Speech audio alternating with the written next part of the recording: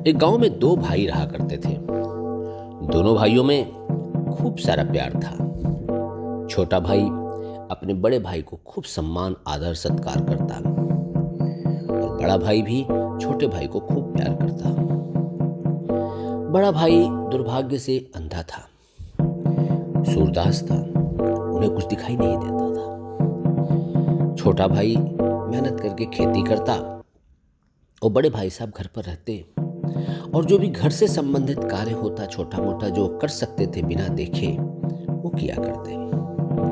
दृष्टिहीनता के नाते बड़े भाई साहब खेत में जाकर कोई सहयोग नहीं कर पाते थे। छोटे भाई को भी बड़े भाई से कोई समस्या ना थी, लेकिन छोटे भाई की सबसे बड़ी समस्या थी कि खेत में जो भी फसल उगती, जंगली जानवर, अनेकों तरह के जानवर आकर खेत को बिगाड़ देते थे, फसलों को बर्बाद कर देते थे, तबाह कर देते थे। इससे छोटा भाई बहुत परेशान रहता था।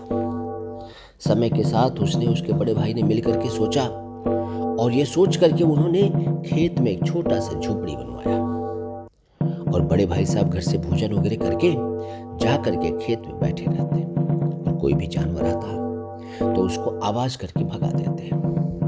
समय के साथ फसल भी बचने लगी और एक अच्छी इनकम होने लगी। दोनों भाइयों का जीवन बहुत अच्छे से चलने लगा।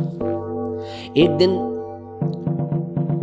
सूरदास जी जो बड़े भाई साहब थे वो खेत में बैठे हुए थे। अचानक उनको एक जानवर के भागने की आवाज सुनाई दी, जिसने खेत के चारों तरफ बने हुए बाउंड्री वॉल, जिसको वाड़ बोलते हैं, वाड़े को तोड़ करके बाहर निकल गया।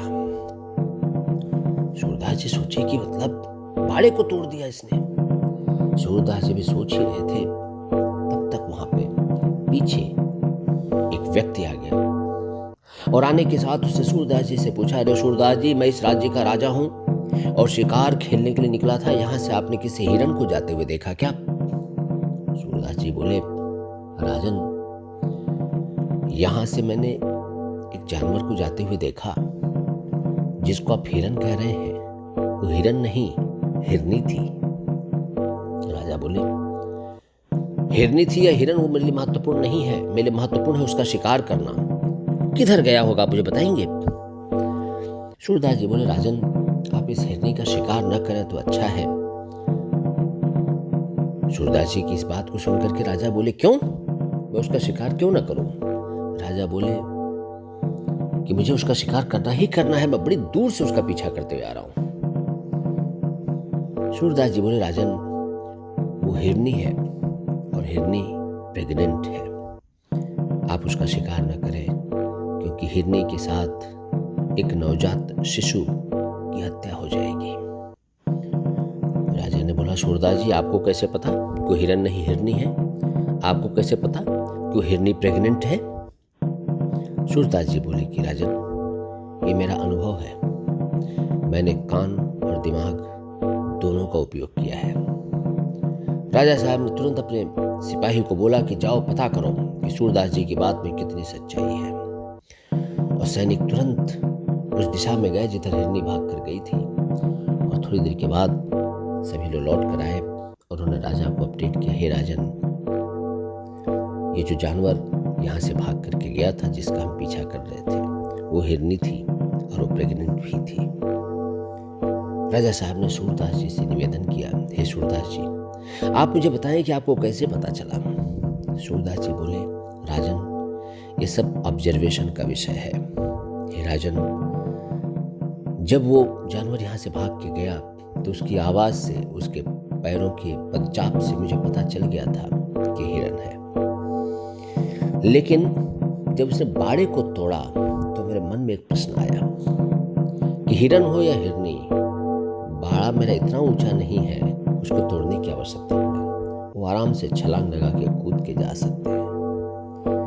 लेकिन हिरनी होने के बाद भी इसने बाड़े को तोड़ करके पार किया, न कि छलांग लगा के।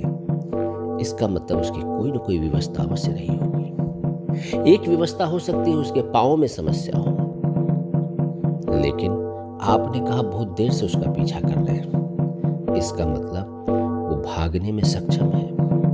अब घोड़े से उसका पीछा कर रहे हैं, मतलब घोड़े से भी ज्यादा फास्ट भाग रही है, इसका मतलब पाँव तो में कोई समस्या नहीं है। इसका मतलब मैटर कुछ और है। मैटर ये है हिरनी प्रेग्नेंट है और वो अपने बच्चे को नुकसान नहीं करना चाहती।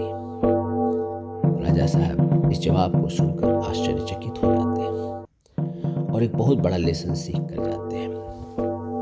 जीवन में जब भी हम किसी भी व्यक्ति को मिलते हैं, ऑब्जर्वेशन एक बहुत बड़ा रोल प्ले करता है।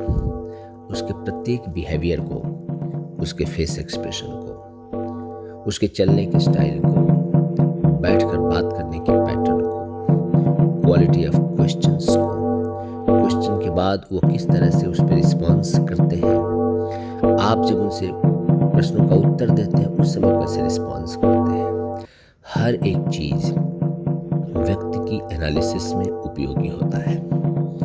हमारा दुर्भाग्य ये है कि हम पुराने अनुभवों को सजोकर नए अनुभव के लिए तैयार नहीं होते।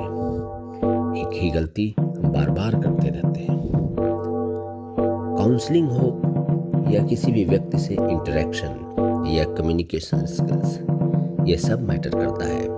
पुराने अनुभवों से हमने क्या सीखा है और उन्हीं अनुभवों के आधार पर हम आगे आने वाले समय में अपने कम्युनिकेशन को बिल्ड करें, अपने बिहेवियर को बिल्ड करें।